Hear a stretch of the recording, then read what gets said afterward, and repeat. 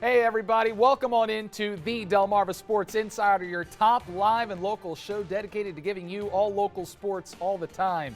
I am Sports Director Brandon Bossert. And I'm Sports Reporter Cole Howard. Welcome on into the show, and we've got a lot to get into tonight. That's right, welcome onto the set, Cole. Devin, currently on a well-deserved vacation, so Cole is stepping up to the plate right now. And you're coming in during one of the most fun times of the year, Cole. Yeah, that's right, Brandon. And that fun time is, wait for it, football season. It's finally That's here. right. It's right around the corner, and I, for one, am ready for it. And we're going to start tonight with a team that I am ready to see tear up the field this season. Yeah, that's right. You know what? We are starting off in the Bayside. We're starting off with the Y-High Tribe. They were one of the most standout teams last season. Yeah, I called up with the Tribe the other day to get a preview of what they're working on as they get prepared for this upcoming season. Expectations have changed for the Y-High Tribe after their 9-win season last fall. Head coach Isaiah Taylor's squad saw their playoff run come to an end against Decatur in a final score of 30-27. But he says this year's team is committed and ready to go. Their commitment is a type of commitment I've never seen out of a group. We got a special senior group of guys who love being around each other, who love to work out, who love to lift weights, and I just have high expectations of this group.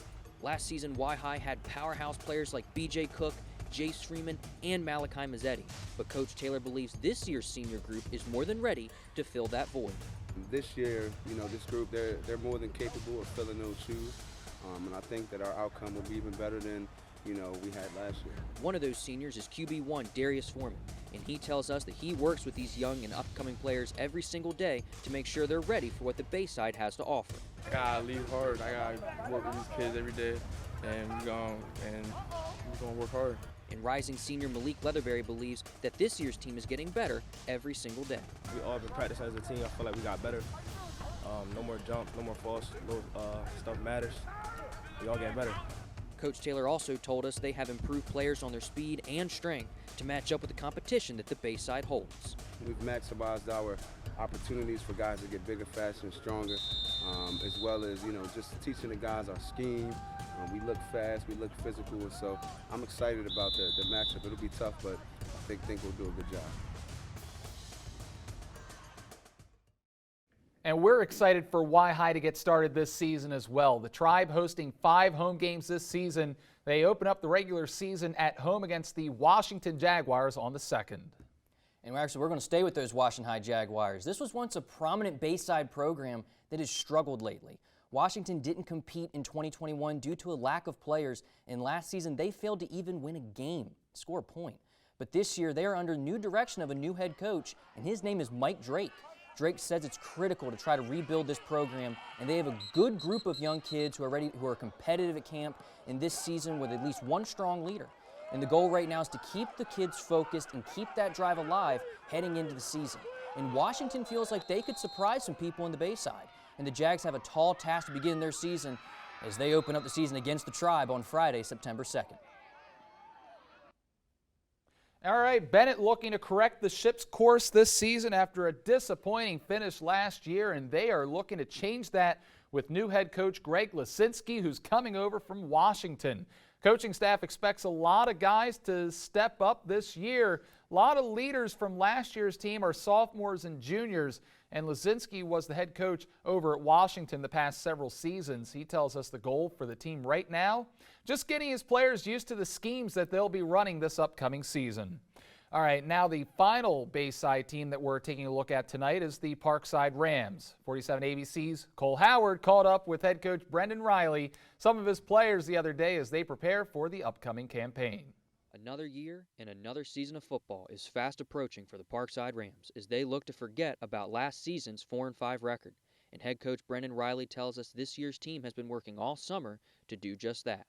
They're a bunch of workers, and they get after it. So I'm excited.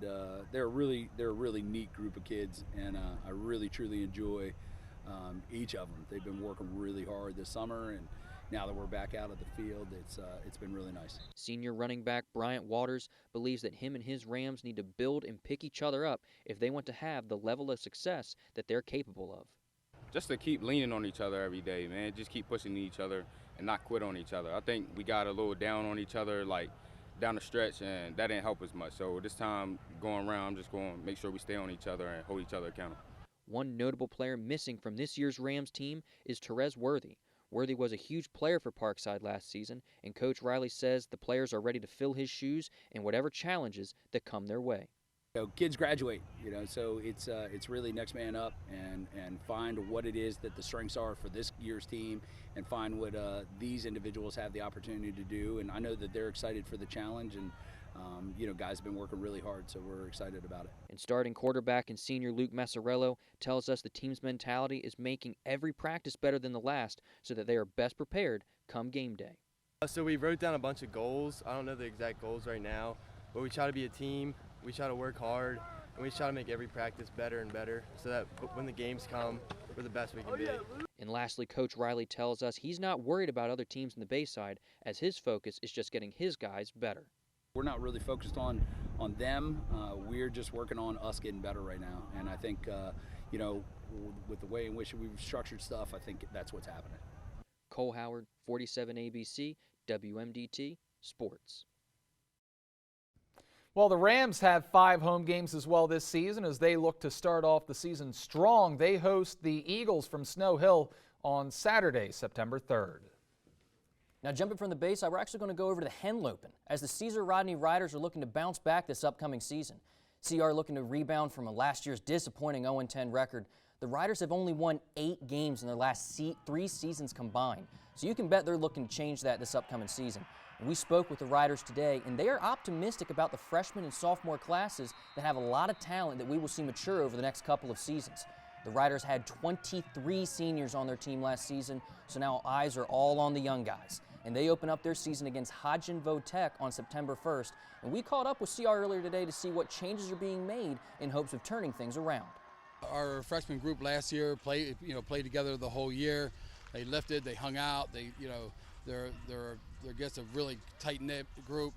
This incoming freshman group, we have about 40 out right now, and they seem to be the same mold. So we're really excited about that. There's about 140 kids within our program, and after last year, we're very happy with those numbers. All right, let's go down to the south now and talk about those Seaford Blue Jays. They're one of the most exciting teams this season to me. Blue Jays finishing 7-2 last season, but losing by 3 points to Tatnall in the first round of the DIAA playoffs. That season was a major success for Seaford. As this team trying to build off of that momentum they created last season, the team graduating just 2 seniors, and now the 9 rising seniors and a junior class of 20 players on the roster is going to power this team. So this squad is seasoned and hungry, ready for their first playoff win in years. Senior quarterback Kareem Bolden leads the way for the Blue Jays. Him and head coach Mark Quillen expect big things this season for the team, but they tell us that they're taking things 1 week at a time and 1 game at a time. We're going to be heading back up to the Henlopen North now, as last year the Sussex Tech Ravens started off slow, going 1-3 in their first 4 games of the season before going on an absolute tear, winning 5 of their last 6 and earning a playoff spot against Tower Hill. Now the Ravens, they did lose that game 14-0, unfortunately, but QB and free safety Jeremiah Handy and fullback linebacker Jaron Sample looked to take the essence of the second half version of those Ravens and carry that momentum into the first game of the season at home against the Bulldogs from Laurel on September 1st. All right, and now we're featuring a team that's won 7 state championships, and they're looking to get back to the 2A playoffs this coming season. We're talking about those Delmarva Wildcats. Here's the preview for their upcoming season. The Delmarva Wildcats are in for an adjustment period this season. It's kind of a young group, a lot of new guys. We graduated a large group, a fairly talented group, so you got a lot of newcomers, which is good. So we're just trying to see who can run, who can catch, what the offensive lineman's feet, all the basic stuff is. It's always on the first couple of days, but really this year will be let's go see who can play. Last season, the Wildcats finished 7-3, blew out Newark 42-7 in the first round of the DIAA playoffs before losing 21-20 in a heartbreaker in overtime against Wilmington Friends. We've had a string of playoff teams, so we've been doing that year after year. And you hope you can, and one of the good things about that is this team would want to live up to that and just keep that string going. So to be as successful as we've been, there's some people going to jump into big shoes. That means lots of opportunities. That means some guys are going to play that maybe didn't think they're going to be thrown right in. There are some big holes to fill. Coach David Hearn and his coaching staff had their hands filled figuring out how to replace Jalen Warner and Trent Kemp's combined 240-plus yards a game on the ground. The team only has one starter returning from last season, all-conference tackle Garrett Fuchs. We have some guys who got a lot of playing time and quality time in playoff games as well as big games down the stretch. But offensively and defensively, we have very, very few returning starters. All these players have playoff experience, but now it's about finding out who else is going to take a step forward to join them. That's unusual for us, but that's a good thing. That means somebody's going to get some glory and some opportunity they didn't know they had, and we've just got to find them. The Delmarva Wildcats are a young team full of potential and experience, so that means their opponents should not take them lightly.